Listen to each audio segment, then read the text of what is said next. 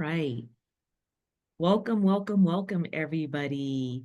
Hello and good morning, good afternoon, depending on where you are. And thanks for taking the time to join us today for our final webinar of the year. My name is Tina Barr, and I'm the Director of Training and Education for the National Association for Civilian Oversight of Law Enforcement, and that which we refer to as NACOLE, which is an organization that works to create a community of support for independent civilian oversight entities seeking to make their local law enforcement agencies, jails, and prisons more transparent, accountable, and responsive to the communities that they serve. One part of that effort is this webinar series. Since 2015, NACOLE has worked to bring you information through the webinars on effective practices in civilian oversight, innovations in the field, and efforts to reform the criminal legal system. Before we get started with our webinar today, I'd like to go over a few logistics. First, you have the ability to turn on your captions for this webinar by using the caption button at the bottom of your screen. Next, everyone has entered the webinar in listen-only mode. The chat feature is disabled. However, you do have the ability to post questions in the Q&A feature. When you post questions, you also have the ability, everyone, to upvote questions. The questions that receive the most upvotes will rise to the top of the queue so that we can try to answer as many as possible by the end of the hour. Please note that the webinar will be recorded and available for 3 months for only those who have registered from the day of the webinar. So 3 months from or for the next 3 months, you will have access to the recording only. All right. To allow time for more questions and also direct engagement between the speaker today and those of you who are attending, we will have a 30-minute post-webinar discussion. It is totally optional, and if you choose to attend that, I will drop a link to that separate Zoom meeting towards the end of the webinar. And then you'll receive an email with information on how to access the webinar recording, as well as a PDF of the slides that will be used today, and some other information about the webinar. You'll receive that within 5 days of today. All right, now that the logistics are out of the way, I'd like to move to the webinar, which is Firearms 201 with Doc Whetstone. Firearms 201 is a continuation of Dr. Whetstone's Firearms 101 webinar, which was addressed earlier this year, back in February. Today, Dr. Whetstone will address the types of firearms training provided to police officers and the state-of-the-art in methods, weapons, and expected proficiency in the use of firearms. It's my pleasure to introduce Dr. Whetstone.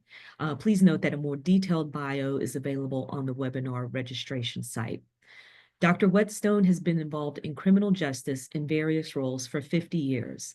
He served as a crime scene investigator, police officer, and sergeant, and also has been involved in police training and education since 1978. Dr. Whetstone has served as a faculty with the University of Illinois Police Training Institute and on staff at several tactical training facilities. In 1984, Dr. Whetstone designed and implemented the first known comprehensive police patrol rifle program in the United States. He was one of the first certified master firearms instructors in the state of Illinois and is a certified use of force instructor for the Federal Law Enforcement Training Center. Dr. Whetstone joined the Louisville Metro Office of Inspector General in September 2022. And without further ado, I am going to turn things over to Dr. Whetstone, who has developed a presentation that is going to be full of information that will inform you in your work. So Dr. Whetstone, I'm going to go off camera, but I will be moderating or managing the questions, keeping an eye out on those. And so if anything comes up, I will let you know. Thank you, Tina. Appreciate it. Thank you for the introduction. First off, this is going to be a frank examination of the realities of police firearms training. It is not going to be political in any way, so don't look for any political statements here. First thing we need to do is a trigger warning. We're going to be talking about some pretty dramatic things. The other part of my warning is that there's going to be a lot of information and it will be like drinking water from a fire hose.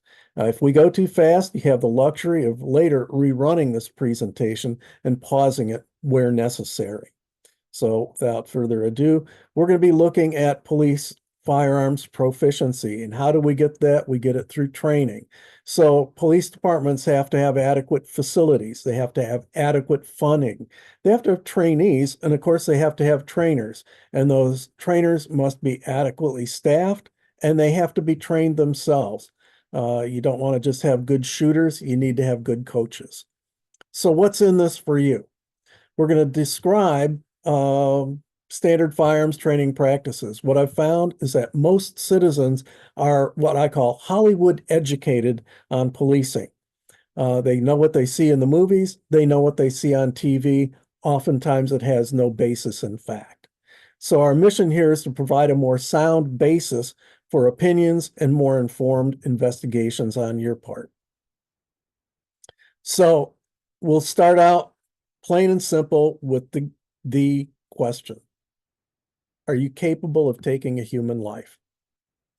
Now, I ask this question in every recruit class that I've been involved in.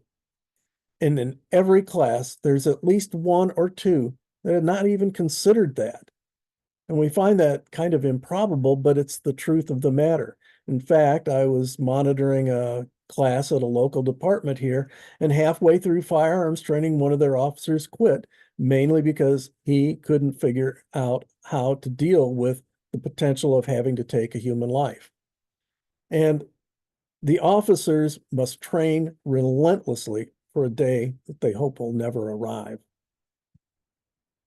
So the reality check, the bottom line and the ugly truth, police are trained to kill. We can clothe that in euphemisms and more gentle terms like stopping the threat or stopping the aggression, looking for a behavioral change. The truth is that when police are forced to shoot, they will often end up killing. Now, just as we have hired them and trained them to be guardians and servants, like as not, we're obligated to also train them as competent combatants. They don't choose it, but we must train them to survive a lethal encounter.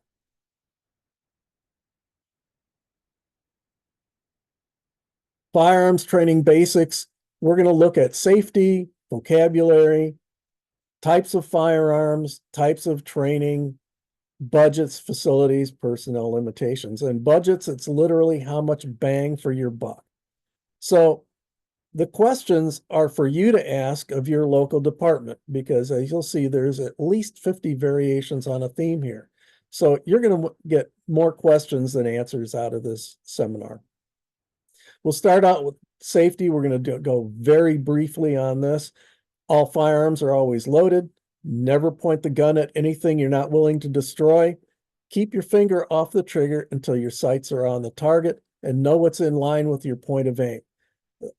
Rule number 3 is in gold, because if you don't follow any of the other 3, if you follow that one, you're not going to have a negligent discharge with a weapon or an accident.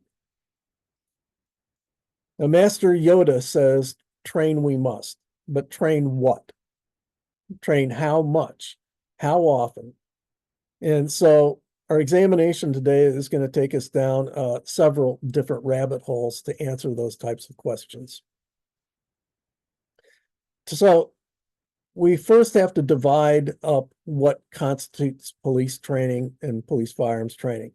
So we need to initially differentiate between recruit training from in-service training. The recruit training has to be absolutely comprehensive, soup to nuts. In-service training, we can cut back on that and the number of hours, but we also need to differentiate in the in-service training between training and qualifying. We're going to get into the details on all of that as we go forward. There's a requirement that police be proficient in the use of firearms. And marksmanship and gun handling are perishable skills. If you don't practice, you will lose the skill. So here's another series of questions for you. What is competent with a firearm? How do you define that? And is the minimum actually acceptable?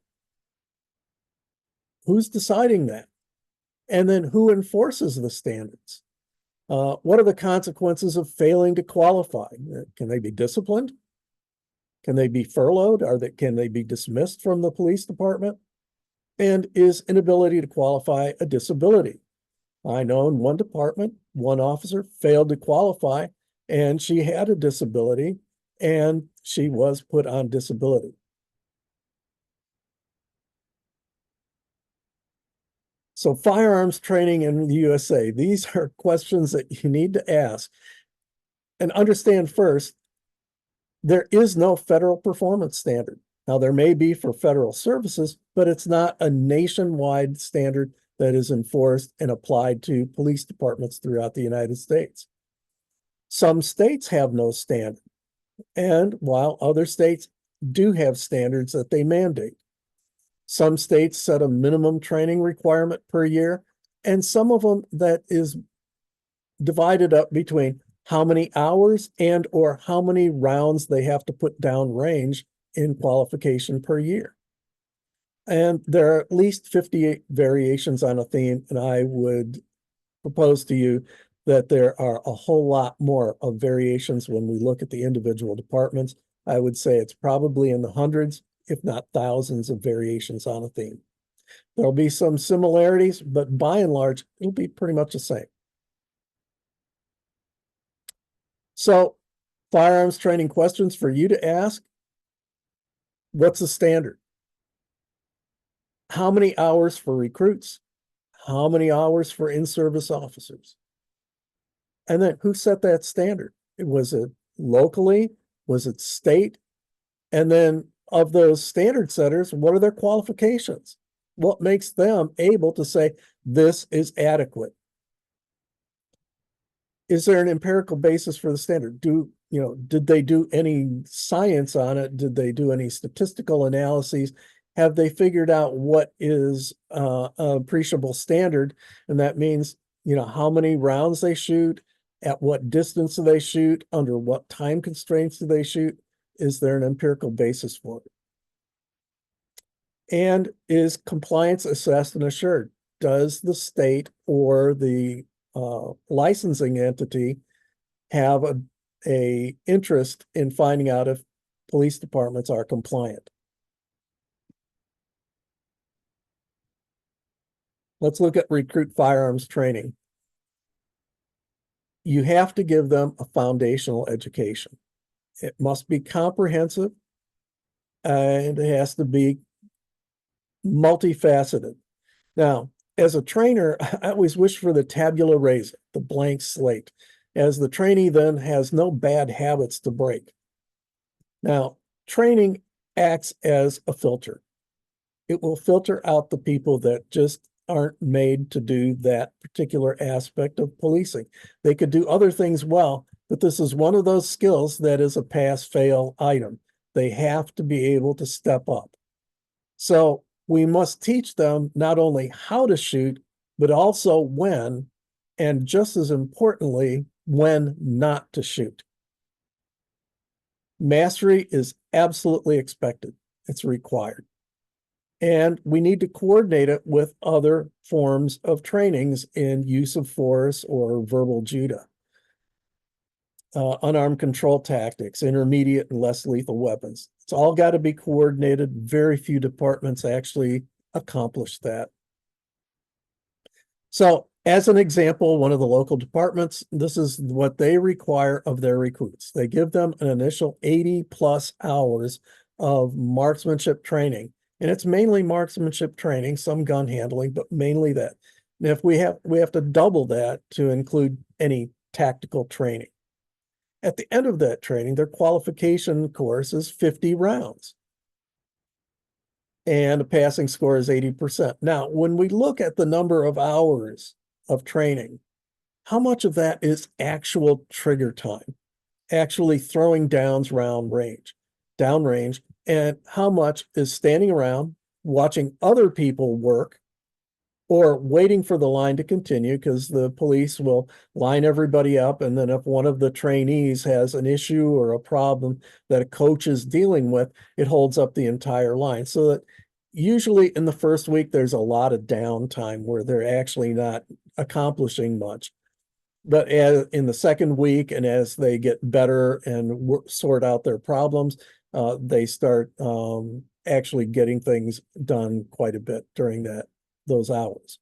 So this local department, they shoot over 2,000 rounds in those 80 hours, and that's a lot of ammunition. And what it comes out to is about $1,000 each in ammunition and consumables and other intangibles on the range. So it can get rather expensive. What's a sample qualification course?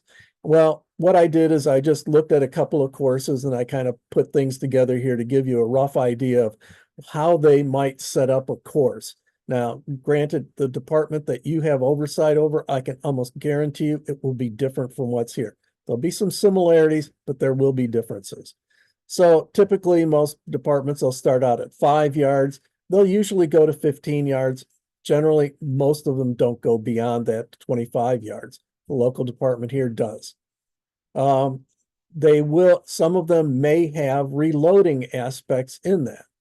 Now, everything is done under a time limitation, and they do this to put extra pressure on them.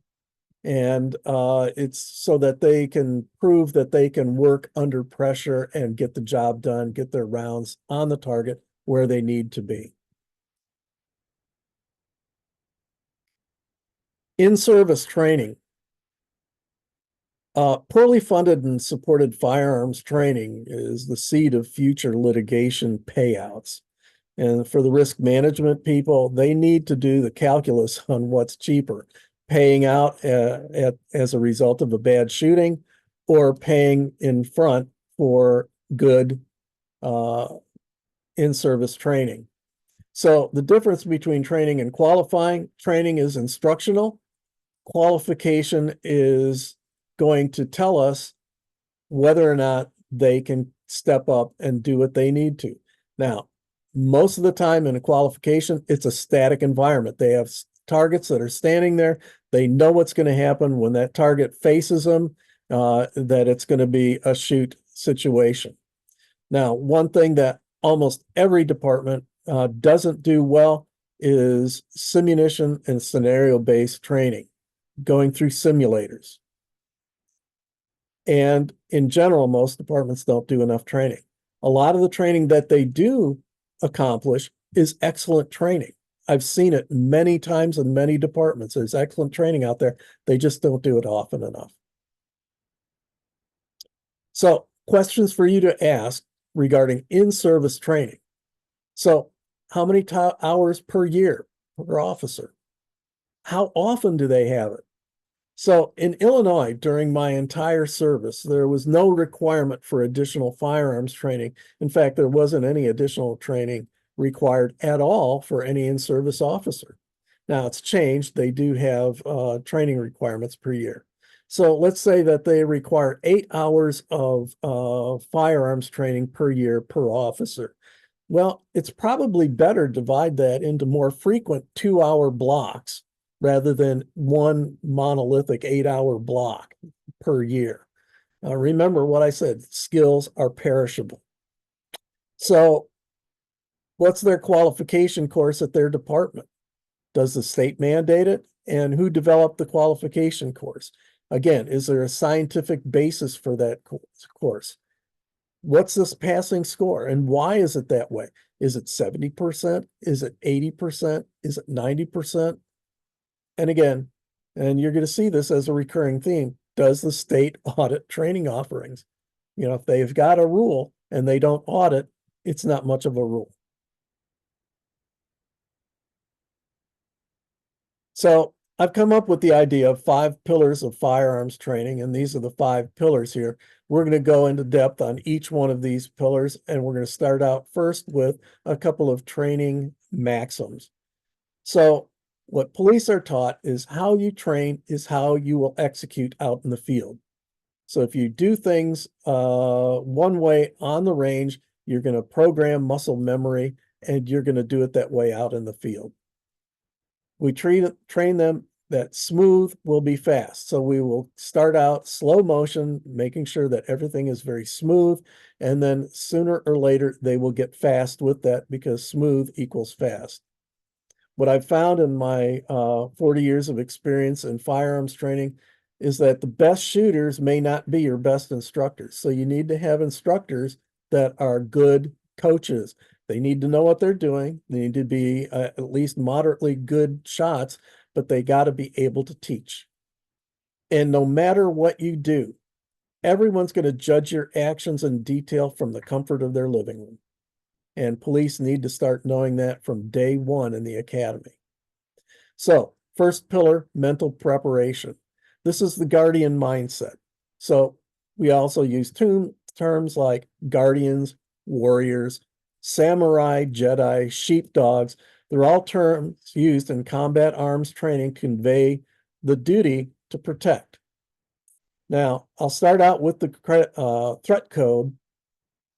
And this was developed by Jeff Cooper out at Gunsight in Arizona a number of years ago, where white is you're just simply unaware of your environment. You're walking around, you're not paying attention to anything, you're asleep. You might be on your feet, but you're not paying attention. Yellow is what every police officer needs to be in when they are out on the street. They need to have a general awareness of their environment. They need to look around. They need to be have what they call a head on a swivel and looking all around them, behind them. And I would suggest that for any citizen that's out in the community, general awareness. As you're doing that, you might slip into orange when you see a potential threat. You've identified a threat, you're looking at him, you're saying, that guy down there looks a little sketchy. Maybe I'll cross the street and get on the other side. You're in orange now. You've identified a potential threat. Now, if that fellow crosses the street to be on the same side as you, then you might shift into red saying, okay, I've really identified a threat here, and you've set a mental trigger. And when that trigger is engaged, then you will engage and involve yourself in a use of force. Continue with mental preparation. Again, the question. Can you kill? It's brutal. It's unambiguous. It's ugly. Now, in our firearms training and in police training, we have to tell some of them that killing someone may be necessary. And honestly, nobody really knows until they see the elephant, until they are confronted with that lethal encounter. Now, Colonel Dave Grossman wrote a wonderful book here. It's called On Killing. I recommend this book to everybody that's listening to this presentation. It's all about military people and their reluctance to kill in combat. And he did a fabulous exposition on it and everything. But if you're judging police in their officer-involved shootings, you need to have read this book. And this is also why people are reluctant to kill. And this is why when you have an OIS, you will oftentimes have where one officer engages using deadly force and another officer either stands by, does nothing, or they might try to use less lethal means. It's because people are reluctant to kill. Pillar number 2, marksmanship. Simply put, the skills necessary to hit your intended target. Grip, stance, trigger control, all to stabilize the weapon on target. Programming, muscle memory. Proper grip facilitates multiple controlled shots. And what we're looking for is on sight alignment and trigger control is the compressed surprise trigger break. Isolating this part of your hand from this part of your hand. Isolating your trigger finger from the rest that's holding the weapon. Now, it seems simple to state it. It's all programming hand-eye coordination. So when we talk about sight alignment, this is sight alignment using iron sights, the traditional sights on a weapon. This is the back sight here. This is the front sight here.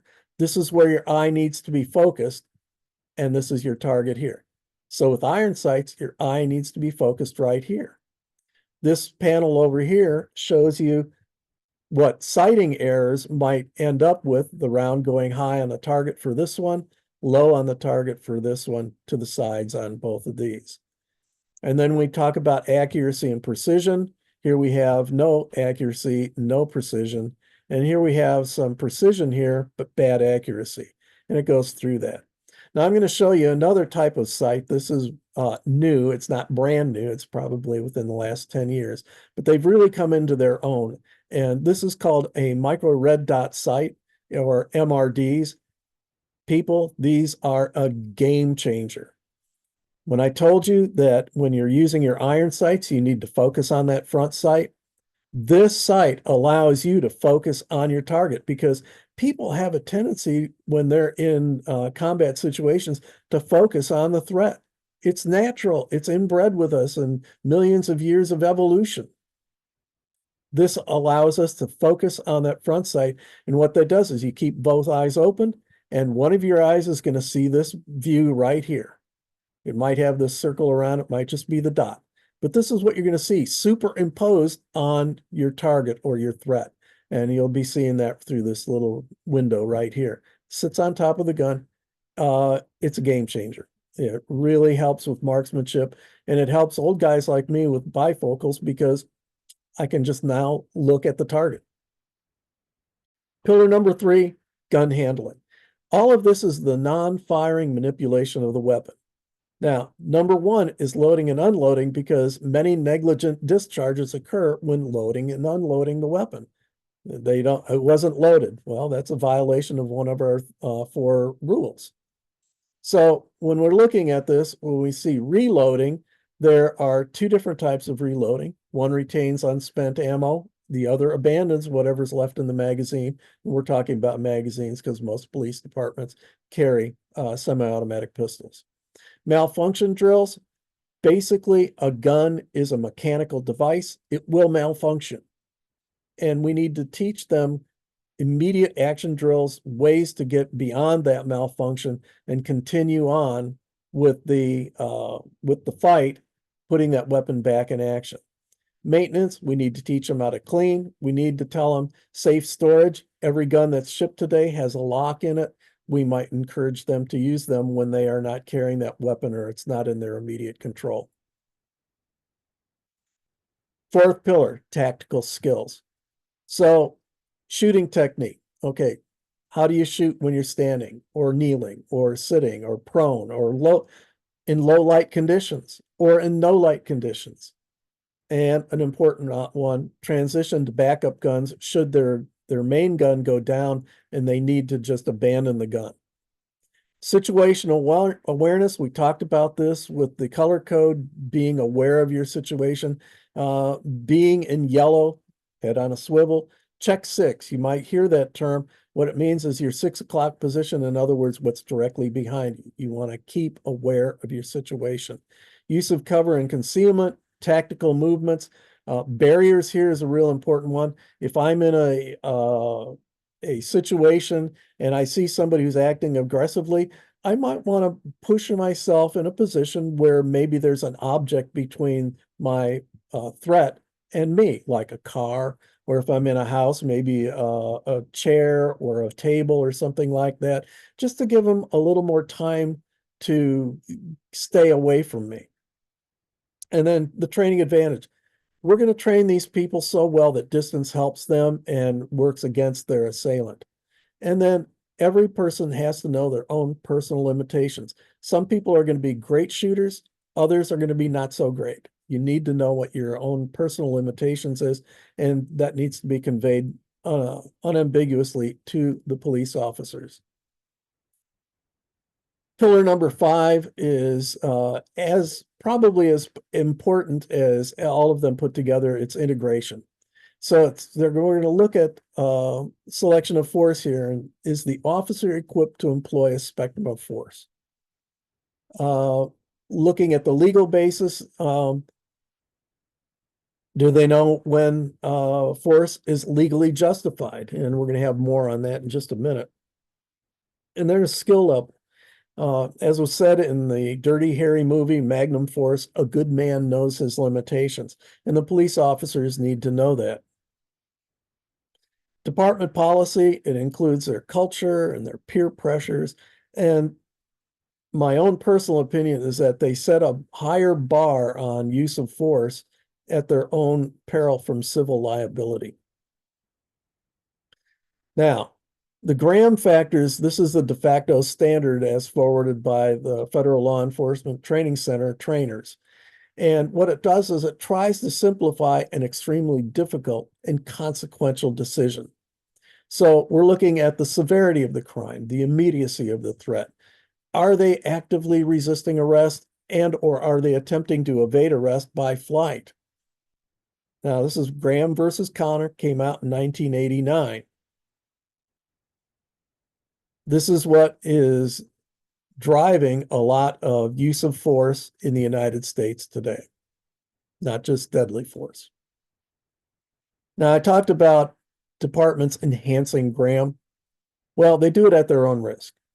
If an officer does not act because the department restricts their options, if that officer gets injured, they might be able to have a successful lawsuit. Or if there's any injuries to the victim, those can be litigated as well. Or injuries to uninvolved citizens after contact can be made. I used a DUI scenario from my past that we were told if you let a drunk go and they get in an accident farther down the road, that's really on you, that you could expose yourself and the department to legal liability. Well, that's all well and good, and with a deadly force situation here, I can see what they're doing now. I'm not a psychic and I can't read minds. And what we did when we were doing firearms training back when I was teaching at the academy is, right or wrong, we just basically said, shoot only in defense of life, right here, right now. And that has served us well over the years. Now, we've talked about perishability of skills. And shooting is not like knowing how to ride a bicycle. Skills degrade. And the manipulation skills, they'll degrade in less than a month. Malfunction drills are procedural and they're sequential. Get them out of sequence, they won't work, and the officer will have a gun go down and stay down a lot longer than if they'd just done things in the proper order. California Post actually is one of the states that has a category for perishable skills. Firearms training is among them. And we have solid empirical evidence that mental practice can fill in between range details. Now, I would suspect that few, if any, departments are actually using this. It is a no-cost item, and it costs virtually no time. You can do mental practice in a span of anywhere between 2 and 5 minutes, and it costs you nothing. So the big question, how often does your department train?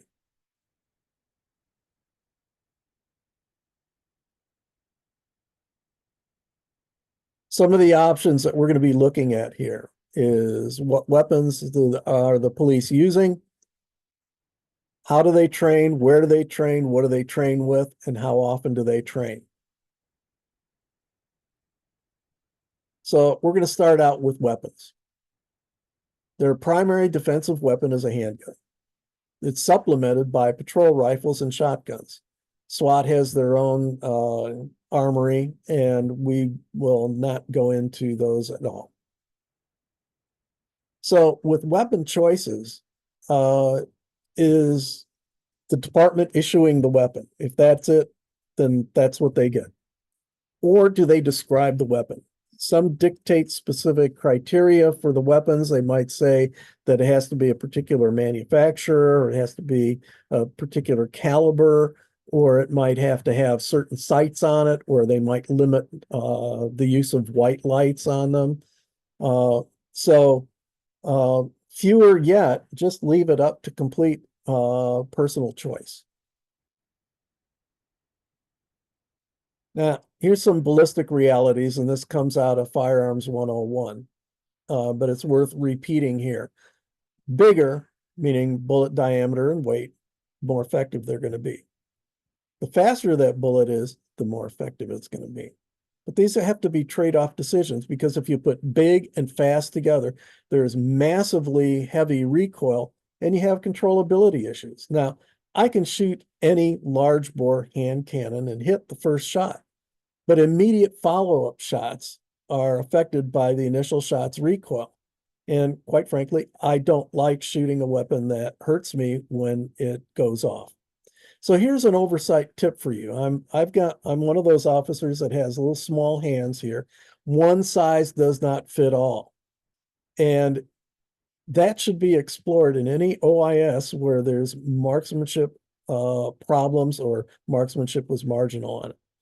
Officers with small hands may need an alternative weapon choice. Now, the next slide I'm going to show you, one of the weapons is one of the ones that I carried on duty, and it is a big weapon. It didn't fit my hand. I was able to shoot with it rather well, but it was a very large gun. This is a Smith & Wesson Model 66 revolver, and this is a Glock semi-automatic pistol up here. These are typical handgun weapon times. You will see very few of the revolvers anymore. You will see all sorts of semi-automatic pistols here. This is the issue weapon of a local department here, and there's some notable things on it. One is it's got the MRD up on top, the micro red dot sight here. Looks like a little box up on top. That's what they're going to be sighting through. It also has co-indexed sights on iron sights, so if for any reason they can't use this, they can see these sights through this box here. This is also a weapon, sports a weapon-mounted white light here. This one right here, it's got a switch in the back here, and this is a flashlight that's on it. Again, both of these things, they're game changers. In a local department, when they put the MRDs on their issued handguns, the average scores the average passing scores, that is, went from 83% all the way up to 92% with the MRD. It's a game changer. Very important. They followed the same thing when they issue their patrol rifles. These are the current issue for it. Every officer on the department will eventually wind up with these.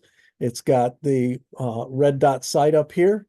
It's got a flashlight here, and it is a 223 or 5.56 NATO.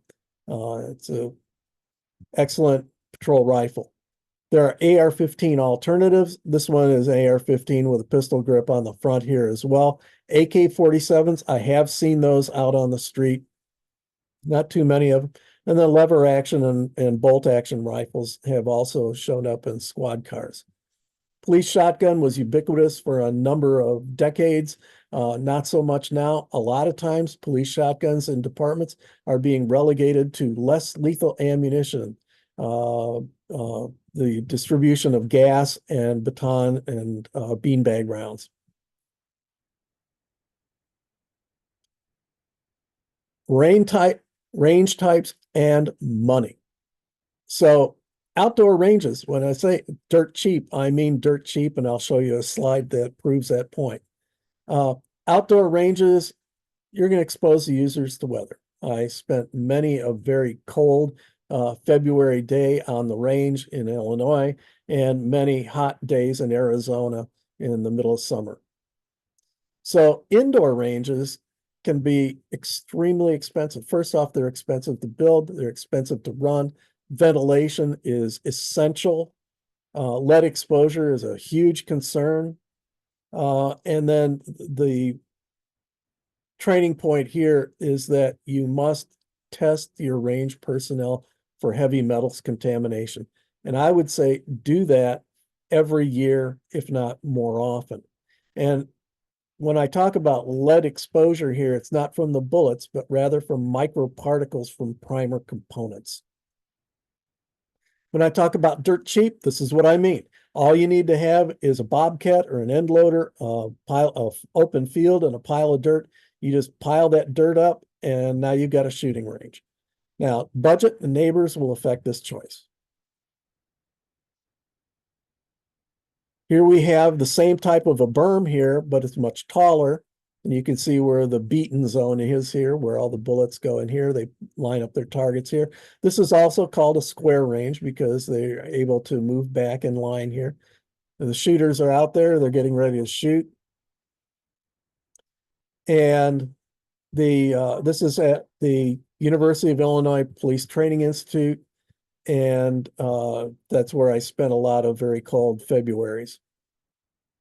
This is another outdoor range type. This is an open field range.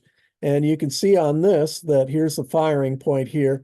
And these are the officers out there placing targets here. It's just an open range here. There's nothing out there. And then this dark area back here is about 300 yards distance. And that's how far they can go. So they can shoot essentially from about 50 yards all the way out to 300 at varying ranges here. Give you another close-up of it. This is what the officers looked like at the firing line, getting ready to exercises with their weapons. And these are the targets that they were shooting at. These ones at this time, I think, were placed at about 100 yards. So they could shoot 50, 100, 200, 300 yards, or anything in between. This is also another outdoor range. It may look like an indoor range, but it isn't. It's open to the air on the top side. These things up here are concrete baffles so that if somebody stumbles or they're having the weapon pointed up, it'll hit that rather than get launched into the neighborhood.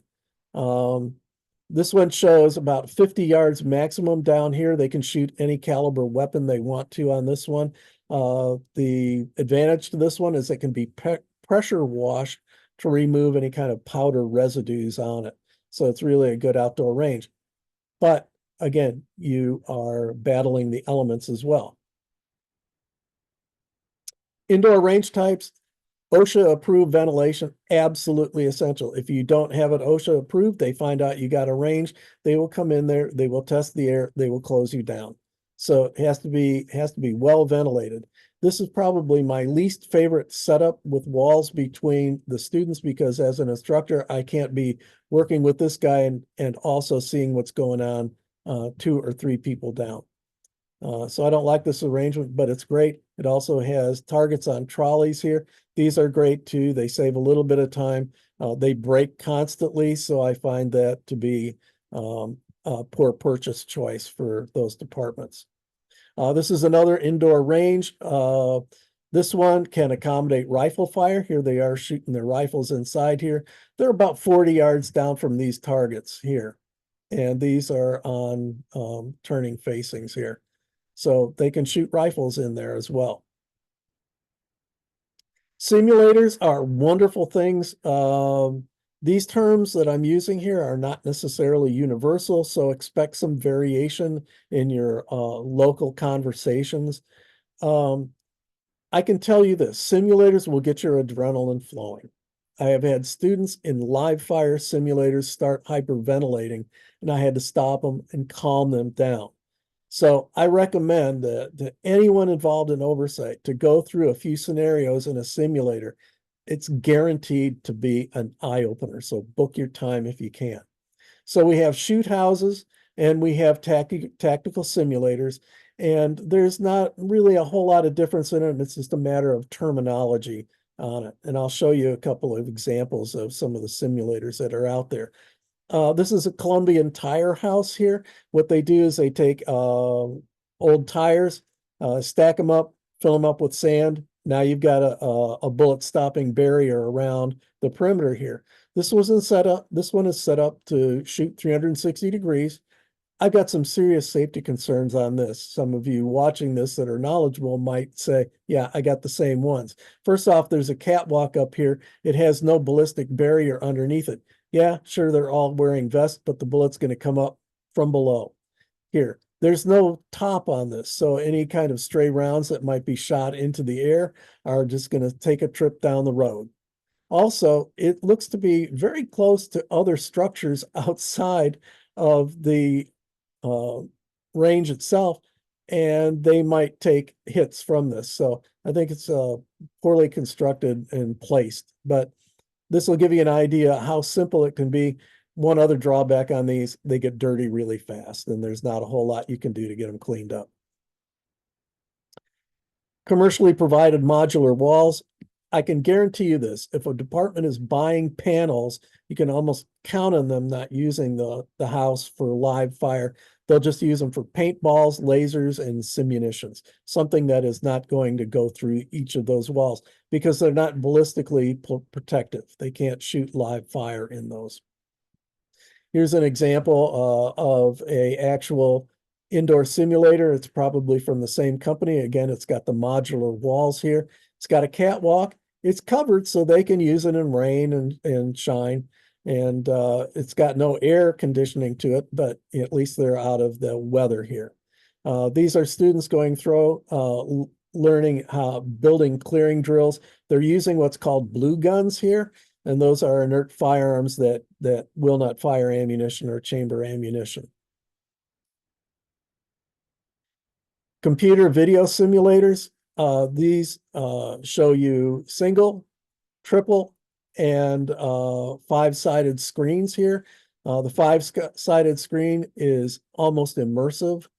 Now, the drawback is that these are horribly expensive to buy.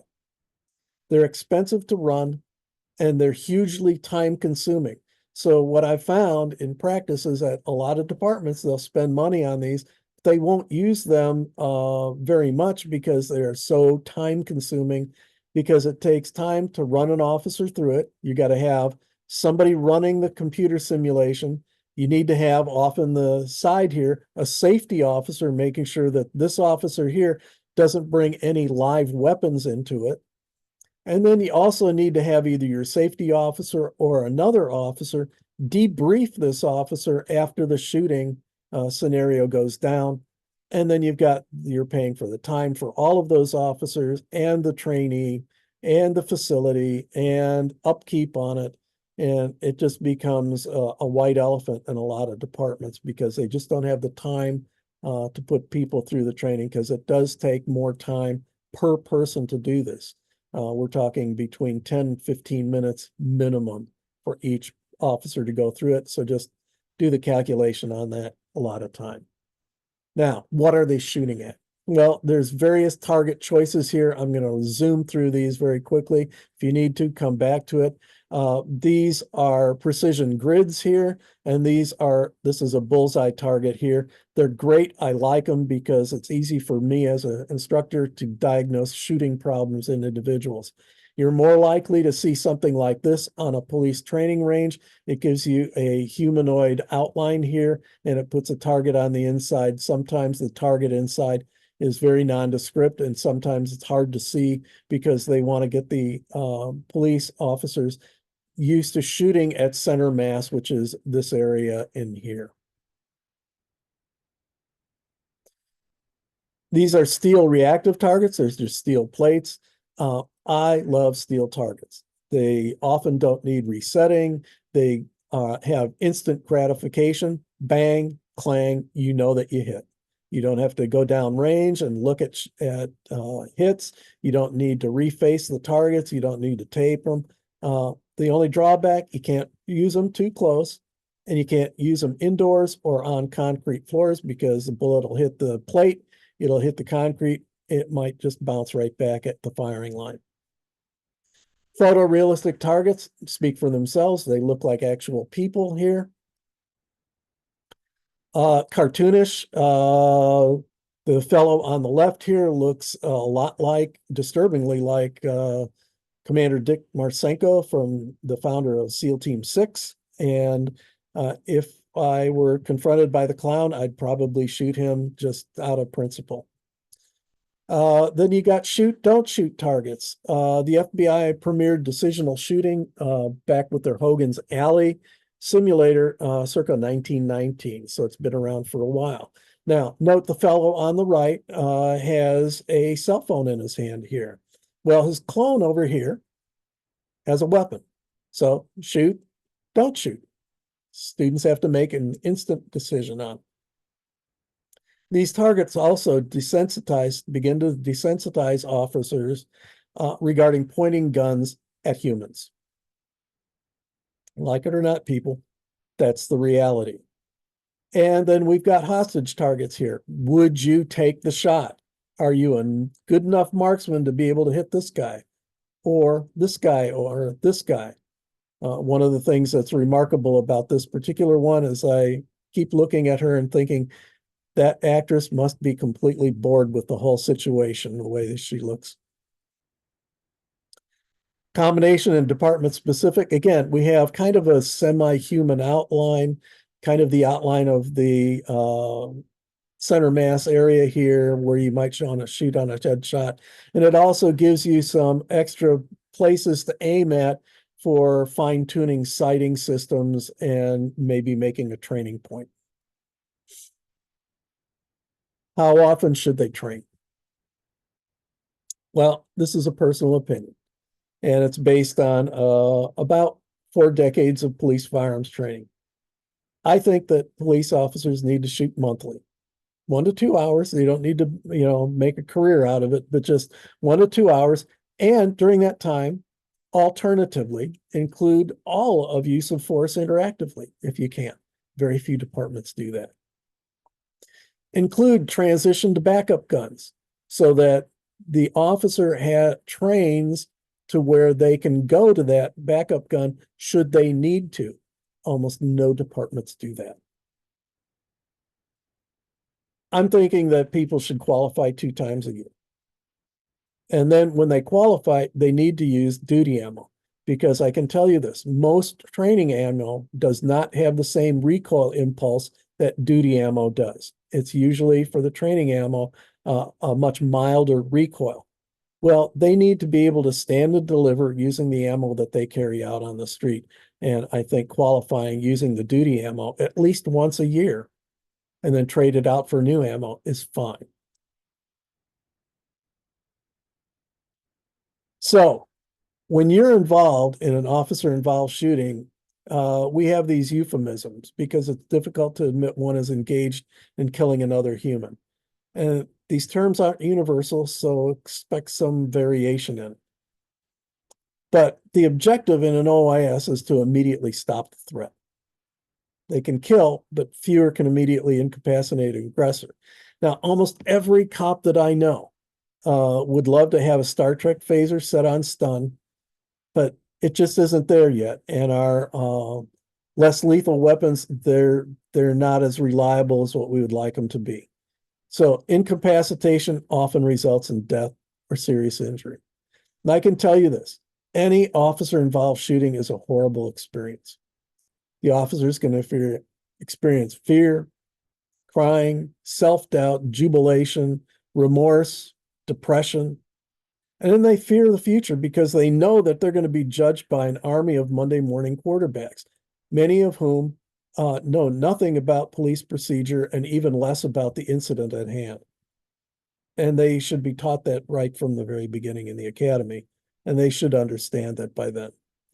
So there's 2 levels of OIS procedures that I'd like to bring to you. First is the immediate investigation. What do they do right away? And then an investigative review. Does it review the initial investigation into it?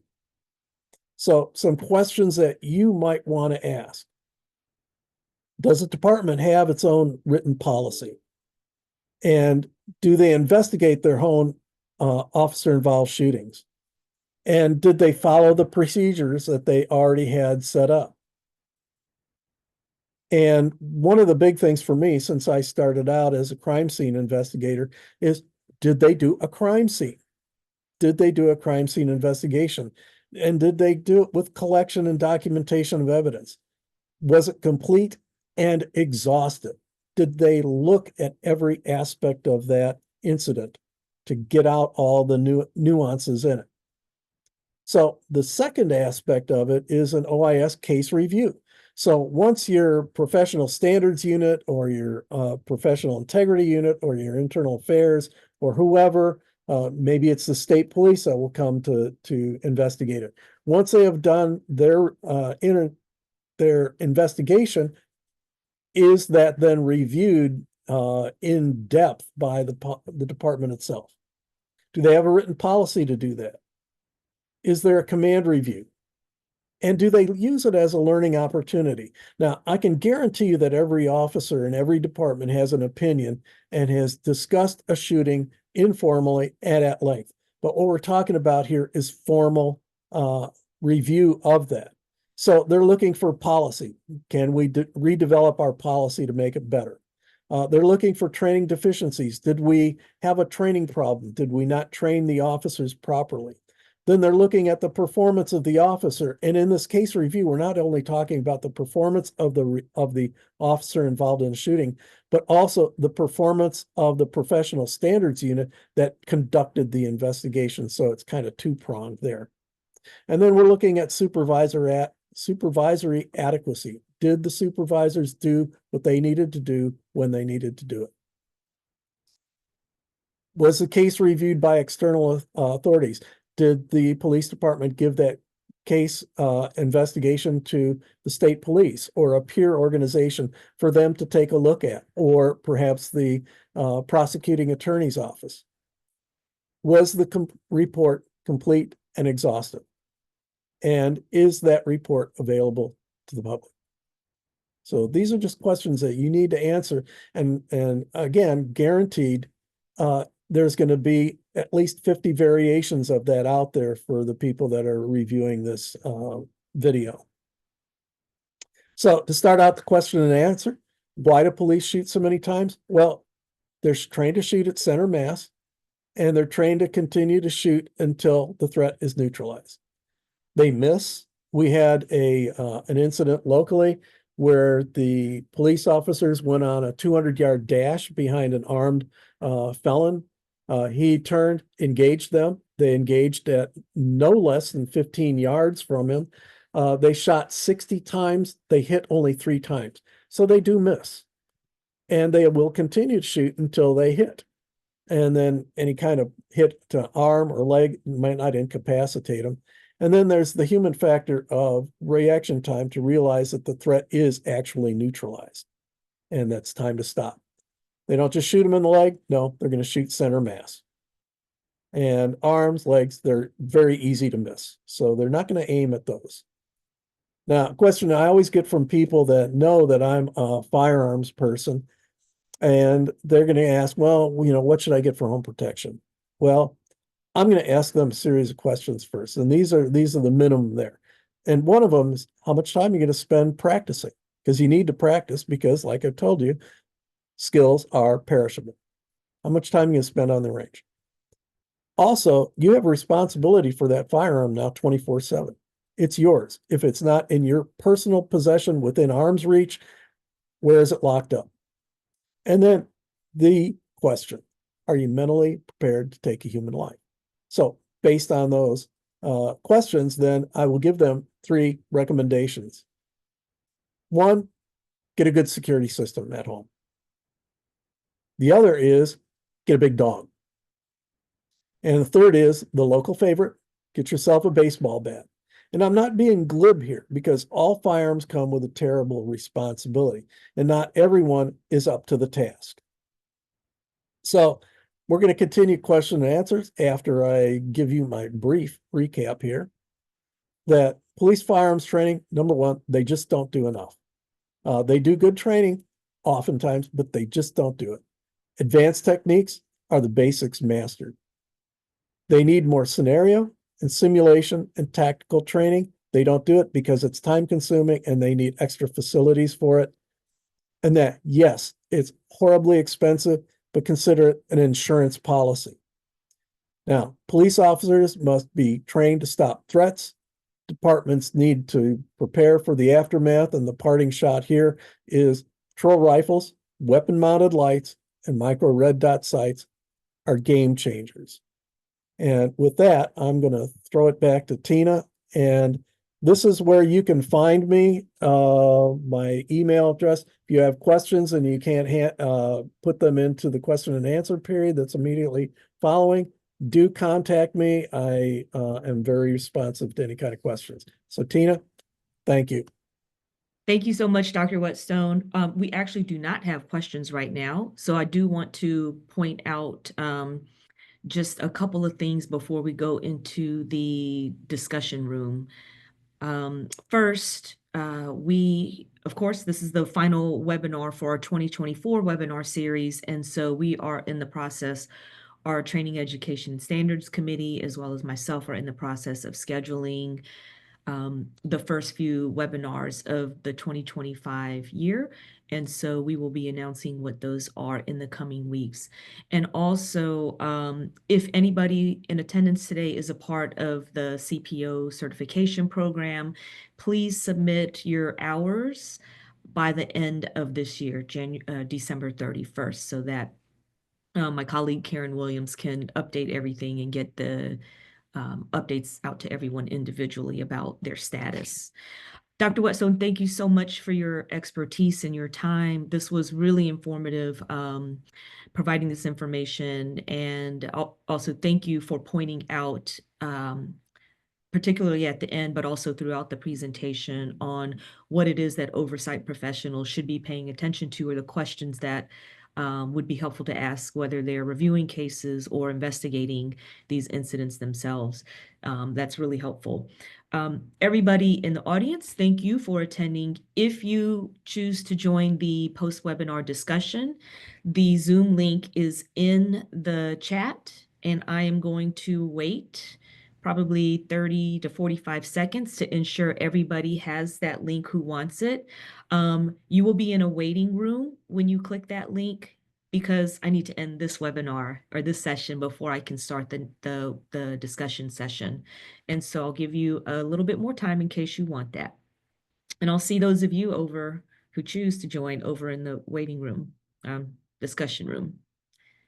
And if you don't, thank you for your continued support of NACOLE and joining us today.